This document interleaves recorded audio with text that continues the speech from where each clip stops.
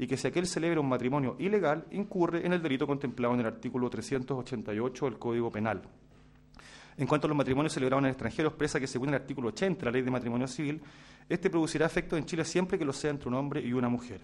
Concluye afirmando que el Servicio de Registro Civil de Identificación, en su calidad de órgano de la Administración del Estado, debe velar por el cumplimiento de las normas legales que regulan el matrimonio en Chile y que en la especie el actuar del oficial civil adjunta se ajustó a derecho.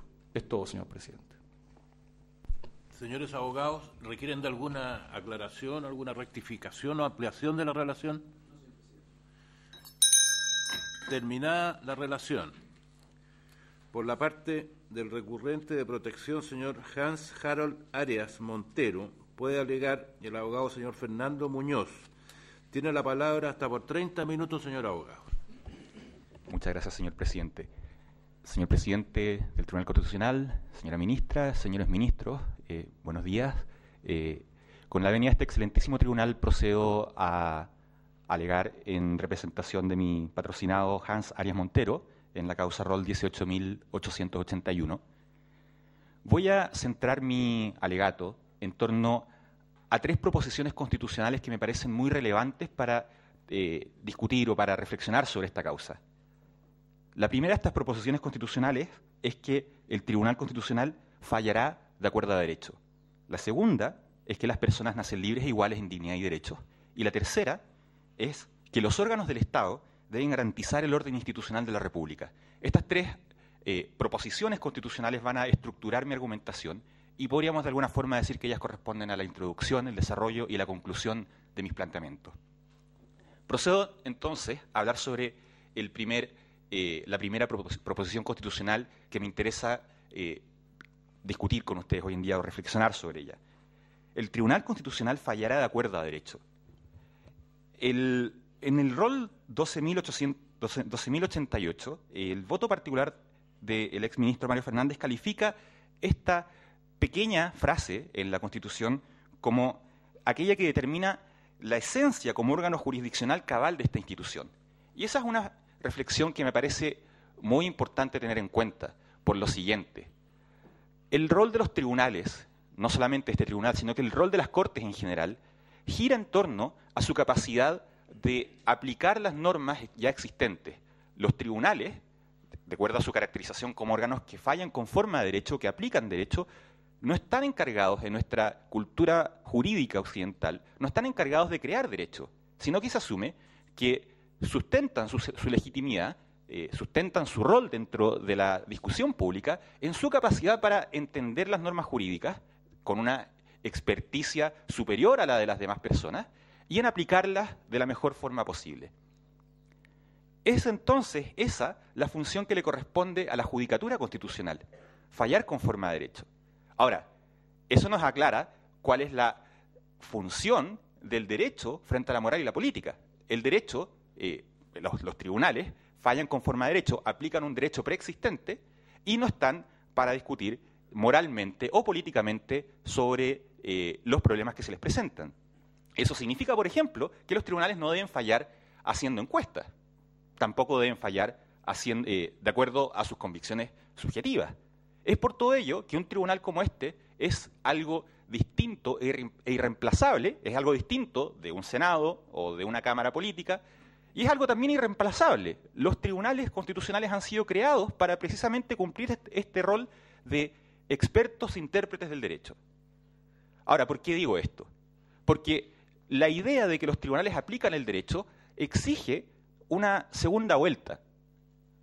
La idea, digamos, del siglo XVII, la idea de Montesquieu de que los tribunales son la boca que pronuncia las palabras de la ley, la idea de un cierto textualismo ingenuo que cree que los textos jurídicos vienen y se aplican a la realidad, ciertamente no nos termina de explicar cuál es la función que este tribunal y todo tribunal debe realizar. Uno podría pensar, inspirado en un cierto constitucionalismo kelseniano, que entonces el rol de los tribunales constitucionales, fundamentalmente, es sencillamente el de velar que las reglas del juego se cumplan, velar que los quórums hayan sido cumplidos en cada situación, que no se excedan las competencias de cada órgano. Pero este tribunal ha adoptado una perspectiva distinta a esa. Este tribunal ha adoptado una perspectiva axiológica, ha adoptado una perspectiva interpretativa ante la Constitución que decide tomarse en serio los principios contenidos en la Constitución. No solamente encargarse de ver que las votaciones hayan sido realizadas con los quórums suficientes. Y este constitucionalismo axiológico, este constitucionalismo principalista, estructura la jurisprudencia de este tribunal y es en consecuencia a esa variedad de interpretación a la que estamos apelando hoy. Ahora bien, que el Tribunal Constitucional falla conforme a derecho y por lo tanto esté encargado de aplicar no solamente las reglas de la Constitución, sino que también sus principios, tampoco nos termina de explicar qué es lo que hace un tribunal cuando se ve enfrentado a diversos principios.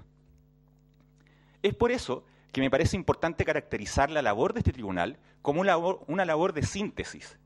Es una labor de síntesis entre distintos principios, entre distintos textos jurídicos, entre distintos, y esto es lo importante, compromisos fundamentales del pueblo. Porque el valor que tienen las leyes es el valor que está detrás de ellos, que es el valor de la voluntad soberana del pueblo, y la razón por la cual nos importan las leyes, la razón por la cual nos preocupamos por ellas, es porque ellas revelan compromisos que el pueblo, en este caso el pueblo chileno, ha asumido en distintos momentos de su historia. Ese es el valor que tienen los principios. ¿Y cuál es el punto? Nuestra Constitución, nuestras leyes, han asumido distintos compromisos a lo largo de la historia. Esos compromisos y la síntesis de esos compromisos es la función que un tribunal que falla conforme a derecho, y no de una forma ingenua, no de una forma mecánica, ni tampoco de una forma kelseniana, un tribunal que falla conforme a derecho tomando en serio los principios, es un tribunal que se encarga, que se dedica a intentar sintetizar estos distintos compromisos que el pueblo chileno ha ido tomando a lo largo de su historia. Y me permito citar a Fonsavigny, que como ustedes saben es uno de los más importantes teóricos de nuestra disciplina, quien sostenía que los juristas necesitan una doble capacidad histórica, y me permito citar, para recoger con acierto todo cuanto hay de característico en cada época y en cada forma del derecho, y capacidad sistemática, para considerar toda idea y todo principio en íntima relación y en acción recíproca con el conjunto. ¿Por qué digo esto?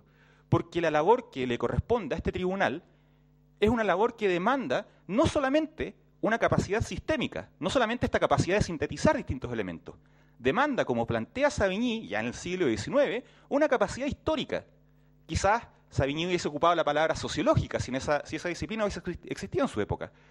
Un tribunal necesita, para producir una síntesis del derecho que sea capaz de estar de acorde con el paso del tiempo, más que con el paso del tiempo cronológico, sino que con el paso del tiempo social, con el desarrollo progresivo de la conciencia de la humanidad, un tribunal necesita tener esta capacidad histórica, esta capacidad de darse cuenta de cuáles son los desafíos que el presente le plantea a los principios que el pueblo chileno ha determinado.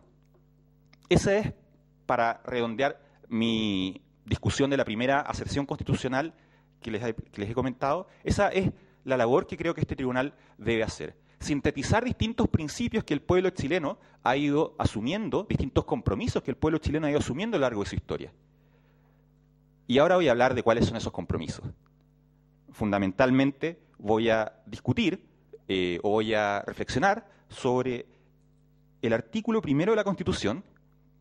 Como les dije, voy a reflexionar sobre la aserción o afirmación que señala que las personas nacen libres e iguales en dignidad y derechos. Y me interesa discutir esa afirmación porque, como este mismo tribunal lo ha planteado en diversas ocasiones, es en torno a esa afirmación que gira nuestra estructura constitucional, que en torno a esa afirmación en torno a la cual gira la estructura jurídica y la estructura política de nuestra Constitución. Y es desde luego una norma que para nosotros, como ha quedado claro del escrito que hemos presentado y que ha sido expuesto durante la relación, es una de las afirmaciones centrales en torno a las cuales gira nuestra argumentación. Las personas nacen libres e iguales en dignidad y derecho. Desde luego esa es una afirmación de carácter jurídico, una afirmación de carácter constitucional. No es cierto que las personas nazcan ni libres ni iguales en dignidad y derechos, como una proposición